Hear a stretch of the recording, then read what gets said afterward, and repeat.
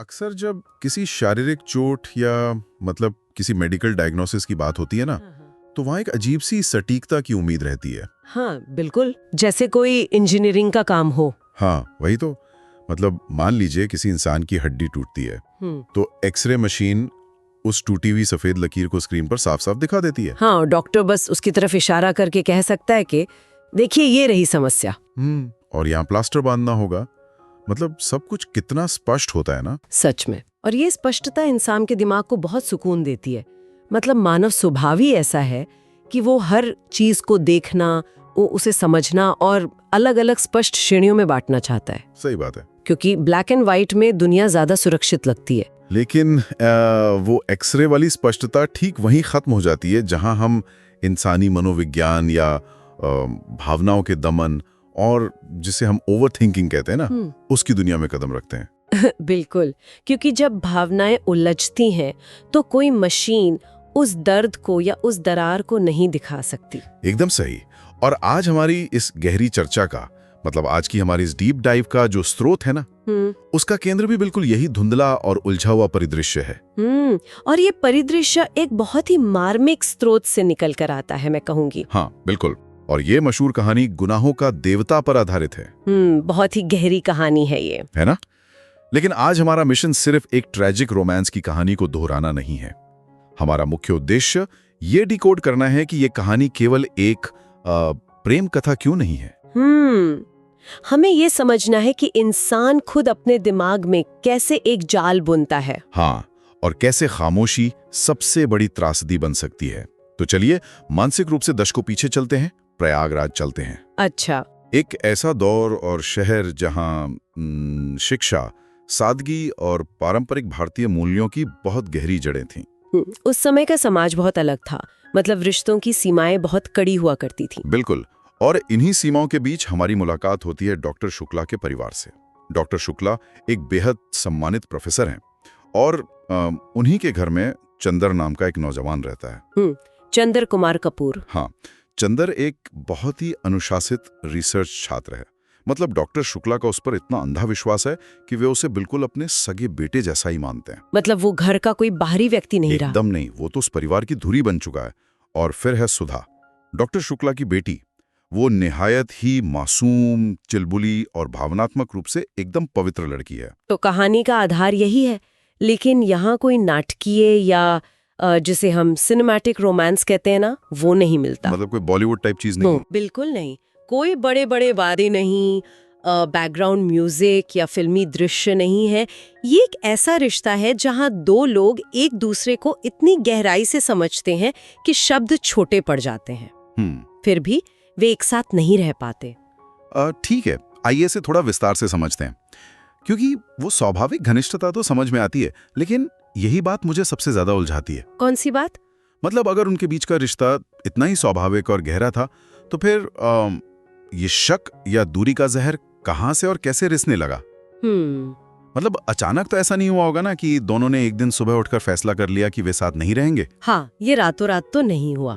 इसे समझने के लिए हमें उस मनोविज्ञान को देखना होगा जो इस खामोश प्यार को चला रहा था। अच्छा। स्रोत स्पष्ट करता है कि उनके बीच का ये प्रेम पूरी तरह से आध्यात्मिक और भावनात्मक था। मतलब शुरुआत में किसी भी तरह का कोई शारीरिक आकर्षण था ही नहीं। तो फिर ये रिश्ता टिका किस पर था? यहाँ जो सबसे रोचक बात है वो ये है कि मनोवैज्ञानिक भाषा में कहें तो ये एनमेशमेंट का एक क्लासिक उदाहरण है। एनमेशमेंट? हाँ, ये एक ऐसी स्थिति है जहाँ दो लोगों के बीच की व्यक्तिगत सीमाएं इतनी धुंधली हो जाती हैं कि ये बताना मुश्किल हो जाता है कि एक की भावनाएं कहाँ खत्म होती हैं और दूसरी की कहाँ शुरू होती हैं। ओह, ये तो बहुत ही दिलचस्प है। अगर मैं इसे एक एनालॉजी से समझाऊं तो क्या हम कह सकते हैं कि उनका रिश्ता किसी मकान की उस बुनियादी नींव की तरह था जो जमीन के नीचे दबी होती है? बिल्कुल, बहुत अच्छा उदाहरण है। मतलब कोई इंसान रोज अपनी नींव को तो नहीं देखता ना, वो तो बस दीवारों और रंग रोगन को देखता है। चंदर और सुधा का रिश्ता उन रोजमर्रा के कामों में, जैसे किताबों को तरतीब से रखना या छोटी छोटी बातों पर बहस करना। हाँ, या सुधा का चंदर के लौटने का इंतजार करना। वही तो, ये सब इतनी गहराई से रच बस गया था कि उन्हें खुद इसका एहसास नहीं हुआ। या हम ये भी कह सकते हैं कि ये रिश्ता सांस लेने जैसा था। सांस लेने जैसा। हाँ, मतलब जब तक सब सामान्य है आपका ध्यान उस पर नहीं जाता, लेकिन जब सांस रुकती है तब असलियत समझ आती है। एकदम सटीक बात कही। और यही एनमेशमेंट उनकी ताकत भी था और उनकी सबसे बड़ी कमजोरी भी। कमजोरी कैसे? क्योंकि चंदर को खुद एहसास ही नहीं हुआ कि वो भावनात्मक रूप से सुधा पर कितना ज्यादा निर्भर हो गया है, और सुधा का लगाव वो चंदर की फिक्र करने में, उस पर भरोसा करने में झलकती थी। चंदर सुधा के मूड के हर छोटे बदलाव को तुरंत पकड़ लेता था। उनके लिए ये सिर्फ प्यार नहीं था, बल्कि अस्तित्व का एक हिस्सा बन चुका था। मुझे यहाँ रोकना पड़ेगा आपको। हाँ, बताइए। हम इसे बार बार एक महान भावना या एक त्रासदी का नाम दे रहे हैं, लेकिन यहाँ ये विषय और भी ज्यादा दिलचस्प हो जाता है अगर हम थोड़ा व्यावहारिक होकर सोचें। अच्छा, मतलब क्या चंदर सच में सिर्फ एक कायर इंसान नहीं है? कायर? मेरा मतलब है कि क्या वो अपने भारी भरकम दर्शन और आदर्शों के पीछे सिर्फ इसलिए नहीं छिप रहा है क्योंकि उसे एक असल सांसारिक रिश्ते की जिम्मेदारी उठाने से डर लगता है? क्या ये सिर्फ जिम्मेदारी से भागना नहीं था? ओह, ये एक बहुत ही तीखा नजरिया है, लेकिन मनोवैज्ञानिक दृष्टिकोण से आप एक बहुत ही अहम सच्चाई की ओर इशारा कर रहे हैं। तो मतलब मैं सही सोच रहा हूँ? हाँ और ना। इसे सीधे तौर पर सिर्फ कायरता कहना शायद पूरी तस्वीर को बयान ना करे। मनोविज्ञान में एक रक्षा तंत्र होता है, जिसे डिफेंस मैकेनिज्म कहते हैं। इसे हम बौद्धिकीकरण या इंटेलेक्चुअलाइजेशन कहते हैं। इंटेलेक्चुअलाइजेशन, ये क्या होता है? जब भावनाएं इतनी भारी या डरावनी हो जाती हैं कि इंसान का दिमाग उन्हें संभाल नहीं पाता, तो इंसान उन्हें तर्क और दर्शन का जामा पहना देता है। ओहो, यानी दिमाग अपनी ही भावनाओं से खुद को बचाने के लिए एक लॉजिकल दीवार खड़ी कर लेता है। बिल्कुल, चंदर ठीक यही कर रहा है। वो अपनी गहरी और शायद थोड़ी डरावनी भावनाओं को एक बौद्धिक सिद्धांत में बदल देता है। समझ रहा हूँ। स्रोत के अनुसार वो ये मान बैठता है कि सच्चा प्यार किसी भी तरह की इच्छा या अधिकार से अछूता होना चाहिए। वो प्यार को एक देवता का रूप दे देता है। और हमें प्रयागराज के सामाजिक संदर्भ को भी नहीं भूलना चाहिए।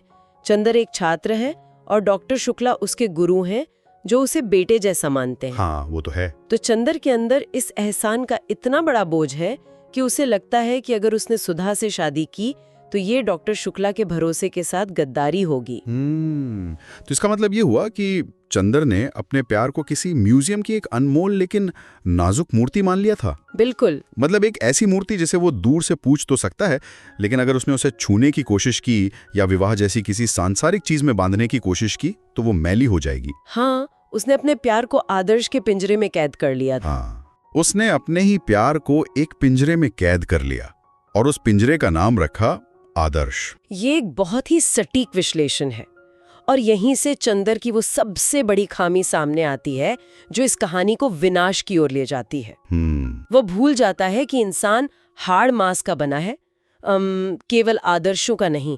उसकी ये भावनात्मक उलझन डॉक्टर शुक्ला के सामने एक आदर्श बेटा बने रहने की जिद और खुद को एक महान त्यागी मानने का भ्रम ही अंततः दोनों की जिंदगी की सबसे बड़ी त्रासदी का कारण बनता है। मतलब वो अपनी भावनाओं का सामना ही नहीं करना चाहता। हाँ, वह ईमानदारी से अपनी भावनाओं का सामना करने के बजाय उन्हें दर्शन शास्त्र के मोटे मोटे पन्नों के नीचे दफन कर देता है। और चंदर के इन खोखले आदर्शों और दर्शन की असली परीक्षा तब होती है जब व्यवहारिक जिंदगी दरवाजा खटखटाती है। बिल्कुल। मेरा मतलब है जब डॉक्टर शुक्ला सुधा की शादी की बात छेड़ते हैं। मुझे लगता है कि स्रोत का ये हिस्सा शायद सबसे ज्यादा दर्दनाक है। बहुत दर्दनाक है। सोचिए, एक तरफ सुधा है जो खामोशी से इंतजार कर रही है कि चंदर अब कुछ कहेगा। वो उम्मीद कर रही है कि चंदर इस शादी को रोक देगा, कहेगा कि वो सुधा के बिना नहीं रह सकता। लेकिन चंदर, मेरा मतलब है चंदर न केवल चुप रहता है बल्कि वो खुद सुधा को इस शादी के लिए राजी होने के लिए प्रेरित करता है। ओह, ये उस खामोशी का चरम बिंदु है। ये समझना बहुत जरूरी है कि ये अलगाव किसी मजबूरी या प्रेम की कमी के कारण नहीं हुआ था। तो फिर क्यों? ये पूरी तरह से डर और चंदर के भावनात्मक दमन का नतीजा था। चंदर अपने दिमाग में ये कहानी रच चुका है कि वो एक महान नायक है जो एक बहुत बड़ा त्याग कर रहा है। तो वो खुद को एक शहीद मान रहा है। बिल्कुल, वो खुद को एक शहीद महसूस कर रहा है। लेकिन सुधा के मनोविज्ञान का क्या? मतलब वो तो कोई दार्शनिक नहीं थी ना। ये एक बहुत ही महत्वपूर्ण सवाल खड़ा करता है। सुधा का मनोविज्ञान उसकी परवरिश और उसकी मासूमियत में छिपा है। कैसे? देखिए, सुधा को हमेशा से मान लेना और समर्पण करना सिखाया गया था। तो जब चंदर उसे शादी के लिए कहता है तो सुधा उसकी खामोशी और उसके दार्शनिक तर्कों को त्याग नहीं मानती। तो वो उसे क्या समझती है? वो इसे चंदर का डिटैचमेंट यानी भावनात्मक अलगाव मान लेती है। उसे लगता है कि शायद चंदर के दिल में उसके लिए कभी वो जगह थी ही नहीं। ओह, ये तो बहुत ही भयानक है। हाँ, और ठीक उसी समय जब एक पल की बेबाक ईमानदारी सब कुछ बचा सकती थी, दोनों ने एक दूसरे की खामोशी को पूरी तरह से गलत समझा। और इस भयानक गलतफहमी का परिणाम क्या होता है? मतलब चंदर सोचता है कि उसने सिर्फ एक कमरा खाली किया है, लेकिन उसे ये एहसास ही नहीं होता कि उसने उस घर की बुनियादी उखाड़ फेंकी है। बिल्कुल। जब सुधा की शादी हो जाती है और वो उस घर से विदा होती है, तो वो खामोशी जो पहले कभी कभार होती थी, वो हमेशा के लिए स्थायी हो जाती है। घर के माहौल में जो एक गर्माहट थी, वो रातों रात बर्फ की तरह जम जाती है। और मनोवैज्ञानिक रूप से ये वो बिंदु है जहां चंदर का डिफेंस मैकेनिज्म पूरी तरह से टूट जाता है। हाँ। उसका बौद्धिकीकरण अब उसकी मदद नहीं कर पा रहा है। क्योंकि प्यार को दबाने से वो नष्ट नहीं होता, बल्कि वो एक नासूर में बदल जाता है। चंदर को पहली बार ये एहसास होता है कि हर खाली कोना, हर रोजमर्रा का काम उसे सुधा की याद दिला रहा है। और उधर सुधा की हालत देखिए। सुधा वो एक कर्तव्यपरायण पत्नी तो बन जाती है, मतलब समाज की नजर में एकदम परफेक्ट, हर फर्ज निभाने वाली, लेकिन अंदर से वो पूरी तरह खोखली हो चुकी है। वो चुलबुली लड़की हमेशा के लिए मर जाती है और एक गहरी ठंडी उदासी उसकी पहचान बन जाती है। जब इंसान भावनात्मक रूप से इतने गहरे स्तर पर टूटता है ना, तो उसका दिमाग सर्वाइवल मोड में चला जाता है। सर्वाइवल मोड मतलब जिंदा रहने की जद्दोजहद। हाँ, वो भटकाव में सुकून ढूंढने लगता है ताकि उसे अपनी वास्तविकता का सामना न करना पड़े।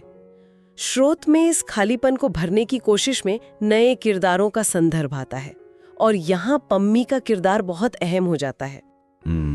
पम्मी का किरदार इस पूरी कहानी में एक बहुत बड़ा कॉन्ट्रास्ट यानी विरोधाभास पैदा करता है ना। मतलब वो सुधा से एकदम अलग है। बिल्कुल।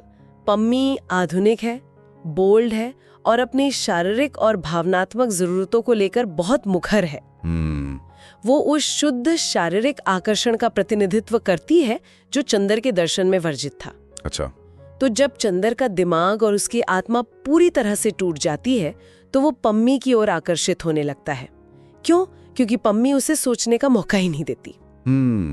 मतलब वो उसके दिमाग को सुन्न कर देने वाला एक साधन बन जाती है। एकदम सही। अगर मैं यहाँ एक बात जोड़ना चाहूँ तो चंदर का पम्मी के पास जाना वैसा ही है जैसे कोई प्यासा इंसान अपनी आत्मा की प्यास बुझाने के लिए खारा पानी पी ले। ओह, बहुत गहरी बात कही। है ना? चंदर इस अस्थाई शारीरिक व्याकुलता को हीलिंग यानी अपने घाव भरने का तरीका समझ बैठता है। लेकिन हम सब जानते हैं कि खारे पानी से प्यास कभी नहीं बुझती, वो गले को और ज्यादा जला देती है। ये एक बहुत सटीक रूपक है। चंद्र को लगता है कि पम्मी के पास उसे वो शांति मिलेगी जो उसका दर्शन उसे नहीं दे पाया, लेकिन इसका उल्टा होता है। उसका मानसिक द्वंद्व चरम पर पहुंच जाता है। वो सोचने पर मजबूर हो जाता है कि क्या प्यार सिर्फ एक पवित्र भावनात्मक बंधन है या शारीरिक इच्छा भी उसका एक अहम हिस्सा है। और फिर उसका पूरा आदर्शवादी ढांचा भरभरा कर गिर पड़ता है। बिल्कुल। और इन सब के बीच एक और किरदार है जो मुझे लगता है कि सुधा की पीड़ा का एक दूसरा रूप है, बिंती। हाँ, बिंती का संदर्भ बहुत महत्वपूर्ण है। पम्मी जहां मुखरता और शारीरिक आकर्षण का प्रतीक है, वहीं बिंती सादगी और खामोश पीड़ा का प्रतीक है। वो भी तो चुप ही रहती है। हाँ, वो पारंपरिक है और अपने दर्द को चुपचाप सहती है। अगर आप ध्यान दें तो स्रोत ये स्पष्ट करता है कि इस कहानी का हर प्रमुख पात्र किसी न किसी रूप में भावनात्मक दर्द और अकेलेपन से जूझ रहा है। मतलब कोई भी खुश नहीं है? कोई नहीं। हर कोई अपनी सच्ची भावनाओं को दबाकर किसी न किसी चीज को लेकर समझौता कर रहा है। तो इस सब का असल मतलब क्या है? क्या मतलब? मेरा मतलब है, जब हम इन सभी किरदारों की व्यक्तिगत पीड़ा और उनके फैसलों को देखते हैं तो एक बात बहुत ही स्पष्ट होकर उभरती है। इस पूरी त्रासदी में कोई पारंपरिक विलन या खलनायक है ही नहीं। बिल्कुल नहीं। मतलब कोई क्रूर पिता नहीं है जिसने सुधा को एक कमरे में बंद कर दिया हो।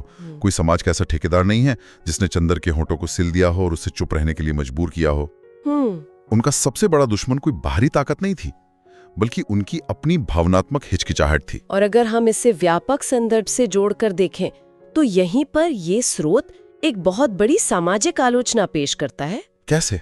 भले ही कोई सीधा खलनायक ना हो, लेकिन वो समाज जरूर एक खलनायक की भूमिका निभाता है जिसने इन किरदारों के दिमाग को इस तरह से कंडीशन किया है। मतलब समाज की सोच। हाँ, समाज हमेशा ये सिखाता है कि सम्मान, मर्यादा और कर्तव्य के लिए अपनी सच्ची भावनाओं को सूली पर चढ़ा देना चाहिए। हाँ, समाज भावनाओं को कमजोरी मानता है। एकदम सही। और स्रोत यहाँ एक बहुत ही चुभने वाला सवाल उठाता है, क्या त्याग हमेशा महान होता है? सोचने वाली बात है। क्या हर बार अपनी इच्छाओं की बलि देना, अपनी खुशी को मार देना सच में कोई बड़प्पन है?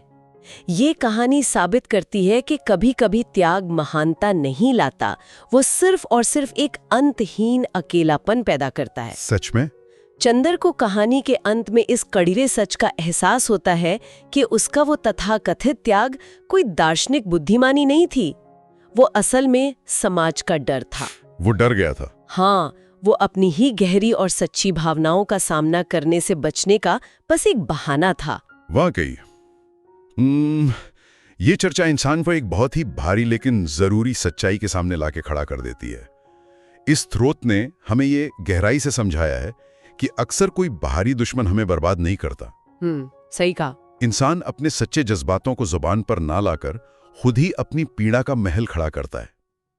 वे भावनाएं जो अधूरी रह गईं, वे बातें जो कभी होठों तक आई ही नहीं पाईं, अंत में वही हमारी असल जिंदगी की सबसे बड़ी और सबसे कड़वी वास्तविकता बन जाती हैं। ये कहानी सुनने वालों के लिए इस बात की एक बहुत बड़ी चेतावनी है कि दुनिया की सबसे दर्दनाक त्रासदियां कोई आसमान में बैठा इंसान या कोई बुरी किस्मत नहीं लिखती। तो कौन लिखता है? वे त्रासदियां उन शब्दों से लिखी जाती हैं जिन्हें इंसान महसूस तो पूरी शिद्दत से करता है, लेकिन अपने अंदर उठने वाले उस डर के कारण कभी जुबान पर नहीं ला पाता। हाँ, और इस विस्तृत चर्चा को खत्म करते हुए मैं बस एक विचार यहाँ छोड़ना चाहूंगा जो शायद सुनने वालों को भी सोचने पर मजबूर कर दे।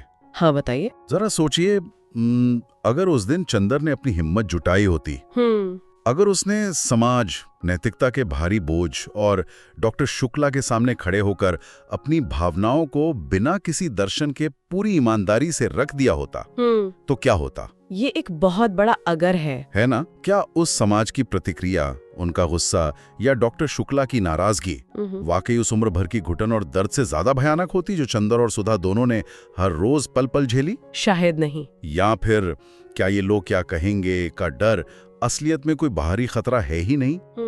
क्या ये उस खौफनाक राक्षस की तरह है जो बाहर कहीं नहीं बल्कि सिर्फ और सिर्फ हमारे ही दिमाग में पलता है और हमें अंदर ही अंदर खोखला कर देता है? बिल्कुल। शुरुआत में हमने उस एक्सरे मशीन की बात की थी। हाँ। शायद इंसानी अस्तित्व की सबसे बड़ी विडंबना यही है कि कोई ऐसी मशीन आज तक नहीं बनी जो उन दरारों को दिखा सके जो हमारे द्वारा निगले गए अनकहे शब्दों की वजह से हमारी ही आत्मा में पड़ जाती है।